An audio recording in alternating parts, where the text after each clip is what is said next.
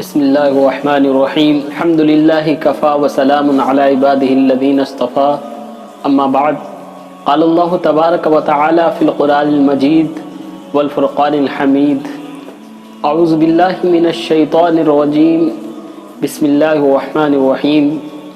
یا ایہا الذین آمنوا توبوا الی اللہ توبۃ نصوحا عسى ربکم ان یکفر عنکم سیئاتکم وَيُدْخِلُكُمْ جَنَّاتٍ تَجْرِي مِن تَحْتِهَا الْأَنْهَارُ۔ محترم سامعین، انسان خطا اور نسیان سے مرکب ہے۔ ہم میں سے کوئی بھی انسان یہ تصور نہیں کر سکتا، یہ سوچ نہیں سکتا اور یہ کہہ نہیں سکتا کہ ہم سے کوئی غلطی نہیں ہو سکتی یا ہم سے کوئی گناہ نہیں ہو سکتا۔ یہ صفت صرف انبیاء کرام علیہ السلام کے پاس ہے۔ انبیاء کرام علیہ السلام معصوم ہوتے ہیں، غلطیاں چوک گناہ ہر ایک سے ہو سکتے ہیں اور ہو جاتے ہیں۔ گناہ کا ہو جانا حیرت کی بات نہیں، لیکن گناہوں پر اڑے رہنا یہ حیرت کی بات ہے، اور اپنی غلطی کو تسلیم نہ کرنا یہ بہت بڑا گناہ ہے۔ لیکن ہمارا اور آپ کا حال یہ ہے کہ اگر ہم سے کوئی گناہ ہو جاتا ہے تو ہم لوگوں کو بتاتے ہیں کہ فلاں گناہ ہم سے ہو گیا۔ آپ سے اگر کوئی گناہ ہو گیا وہ آپ کے اور اللہ کے درمیان ہے۔ اللہ نے آپ کے گناہوں پر پردہ ڈالا، اور ہم و آپ اتنے بیوقوف ہیں کہ جس گناہ پر اللہ تعالیٰ نے پردہ ڈالا ہم اس کو لوگوں میں بتلا رہے ہیں، اور ہم جس شخص سے بتلا رہے ہیں، جس شخص کو اپنے گناہ کو بتا رہے ہیں، گویا کہ ہم نے اس کو گواہ بنا دیا، اور کل قیامت کے دن میرے بھائیو دوستو وہ ہم کو جہنم میں لے جانے کا ذریعہ بن سکتا ہے۔ اس لیے میرے دوستو ایسے شخص سے اللہ تعالیٰ بہت ناراض ہوتے ہیں جو گناہ کر کے لوگوں کو بتلائے۔ انسان سے جو ہی کوئی گناہ ہو، خواہ جان بوجھ کر ہو یا غفلت والا پرواہی میں ہو، اس پر ضروری ہے اور اس پر لازم ہے کہ فوراً اپنے گناہ پر شرمندہ ہو، توبہ و استغفار کرے اور اللہ کی طرف لو لگائے۔ اس لیے کہ حدیث قدسی ہے، ان انس قال قال رسول اللہ صلی اللہ علیہ وسلم کل بنی آدم خطاء وخیر الخطائین التوابون۔ حضرت انس رضی اللہ عنہ سے روایت ہے کہ رسول اللہ صلی اللہ علیہ وسلم نے ارشاد فرمایا کہ ہر انسان خطا کار ہے، اور سب سے بہتر خطا کار وہ لوگ ہیں جو توبہ کرنے والے ہیں۔ اور سورہ تحریم میں اللہ تبارک و تعالیٰ کا ارشاد ہے، تم خالص اللہ سے توبہ و استغفار کرو، امید ہے کہ تمہارا پروردگار تمہارے گناہوں کو مٹا دے گا اور تمہیں ایسے باغوں میں داخل کرے گا جس کے نیچے سے نہریں جاری ہوں گی۔ اس لیے میرے بھائیوں، جب ہم سے کوئی گناہ ہو جائے تو ہم اس کا اعتراف کریں، اور ہم خیال کریں کہ یہ گناہ ہم سے ہو گیا ہے، کیونکہ مسلمانوں کا ایک طبقہ ایسا ہے جو گناہ کو گناہ سمجھتا ہی نہیں۔ ایک یہ ہے کہ ہم نے نماز چھوڑ دی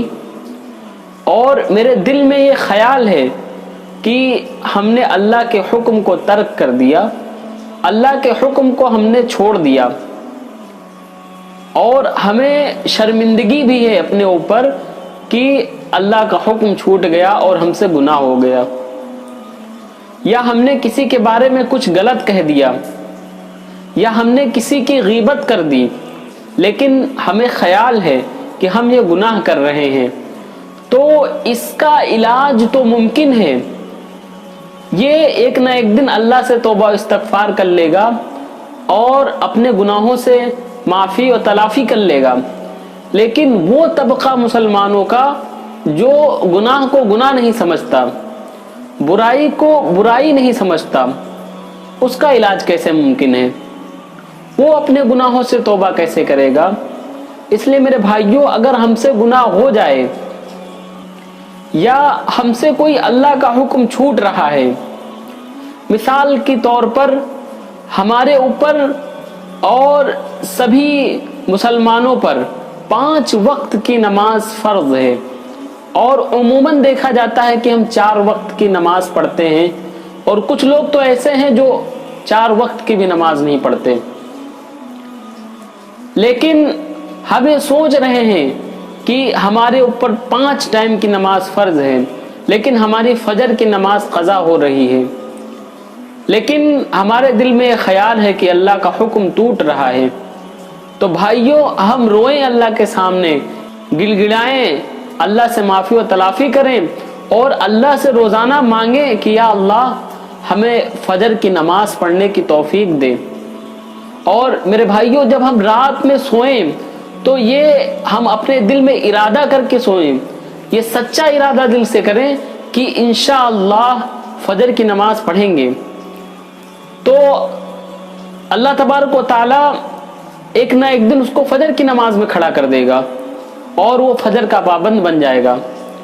لیکن افسوس،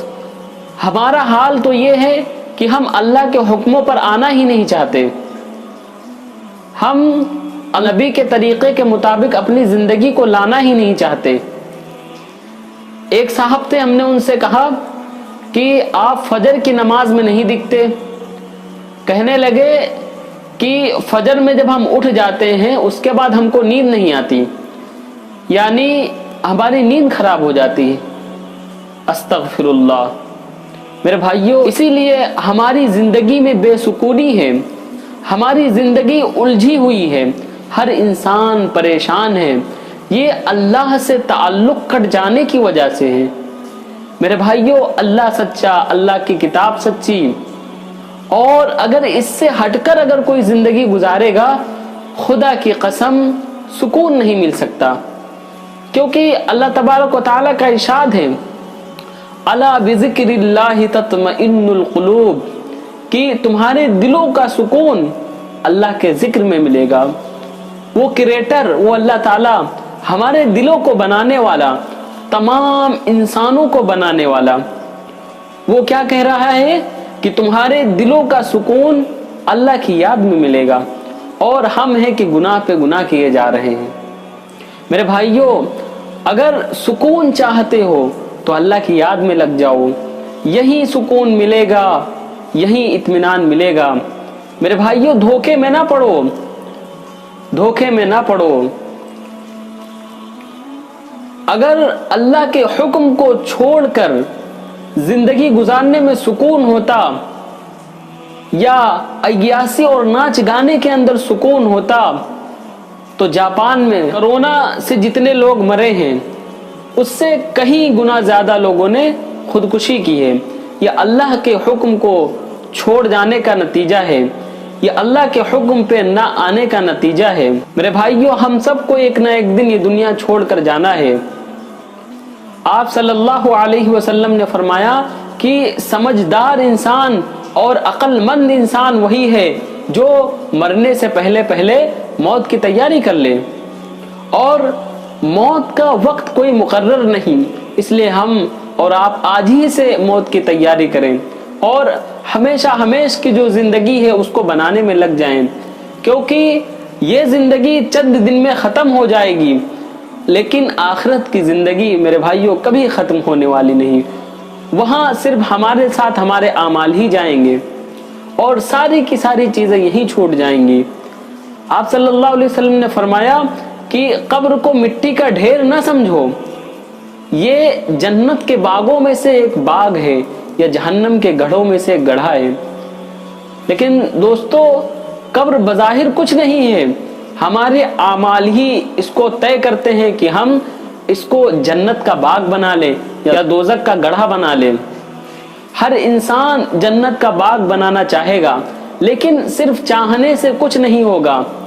ہمیں اپنی زندگی میں اعمال ایسے کرنا ہے کہ ہماری قبر جو ہے جنت کا باغ بن جائے۔ جب ہم دنیا سے رخصت ہوں تو ذلت اور رسوائی کے ساتھ رخصت نہ ہوں، بلکہ ہمارے دل میں اللہ کی محبت ہو، اگر توبہ کرنے کے بعد پھر وہی گناہ ہو جائے تو پھر توبہ کرنا چاہیے، اور دل میں یہ خیال نہیں کرنا چاہیے کہ توبہ کرتا ہوں پھر گناہ کر بیٹھتا ہوں، اب بھلا اللہ تعالیٰ معاف کرے گا یا نہیں کرے گا۔ فرمایا کہ یہ سوچنا بھی گناہ ہے، حرام ہے کہ ہم یہ سوچیں کہ اللہ معاف کرے گا یا نہیں کرے گا۔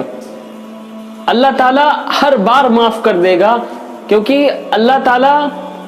تعالیٰ کی رحمت سے مایوسی کفر ہے۔ لا تقنطوا من رحمت اللہ کی رحمت سے مایوس مت ہو، لیکن ایک شرط ہے صرف کہ جب ہم توبہ کریں، اللہ کی طرف رجوع کریں تو ہمارا دل سچا ہو، یہ نہ ہو کہ ہم پھر اسی گناہ کو کرنا شروع کر دیں۔ ہم سچے دل سے توبہ کریں، توبہ استغفار کریں، اللہ کے سامنے گڑ گڑائیں اور عہد کریں کہ انشاءاللہ آج سے گناہ نہیں کریں گے۔